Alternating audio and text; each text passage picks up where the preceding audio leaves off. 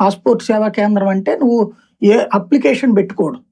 అవును ఇక్కడ నా భూమి కాగితం నీ దగ్గరికి తీసుకొచ్చిస్తున్నా. అక్కడ నీకు ఏ కాగితం ఇయ్యను పాస్పోర్ట్ సేవా కేంద్రం. అంతే ఆధారు లింక్ అయితే మన అడ్రస్ ప్రూఫ్ ఇస్తాం అంతే, ఆస్తుల కాగితాలు ఏవేవో.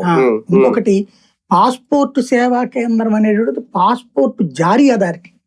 ఇక్కడ నువ్వేమంటున్నావు, సబ్ రిజిస్ట్రార్ వేరు, సేవా కేంద్రం వేరే. జస్ట్ సేవా కేంద్రం అంతే. మరి అది సేవా కేంద్రం ఏమో ఒకసారి అదే ఇచ్చేస్తుంది డైరెక్ట్ గా పాస్పోర్ట్.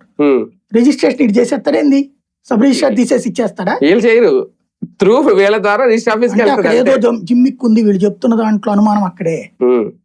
ఫస్ట్ ఫేజ్ లో ఊరికినే సేవ అని చెప్పి తర్వాత రిజిస్టర్ వాళ్ళని కూడా తీసేసి. అంటే సార్ ఇప్పుడు మీ సేవా కేంద్రానికి వెళ్తాను సార్, ఒక క్యాష్ సర్టిఫికేట్, ఇన్కమ్ సర్టిఫికేట్, వాళ్ళు ఏం చేస్తారు, ఆన్లైన్ లో త్రూ రెవెన్యూ ఆఫీసర్ ద్వారా సైన్ చేయించి మనకి ఆ డిజిటల్ సర్టిఫికేట్ ఇస్తారు. అంతే తప్ప వాళ్ళు ఇమీడియట్ గా మనం ఎలాగైనా సంతకం పెట్టేవారు.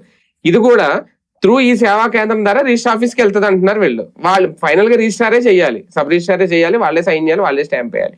అలాంటప్పుడు ఓన్లీ ఈ వ్యవస్థను తీసి ఈ వ్యవస్థను పెట్టడమే ఒక మార్క్ కోసం. వ్యవస్థను తీసి కాదు, అంటే వ్యవస్థ మీద పెత్తనానికి వీళ్ళని పెడుతున్నారు. అంటే డాక్యుమెంట్ రైటర్ అనే వ్యవస్థ ప్లేస్ లో ఇది వస్తుందా అంటున్నాను. డాక్యుమెంట్ రైటర్ అనేటటువంటి తయారు చేస్తాడు రేపు కూడా, అంతేనా?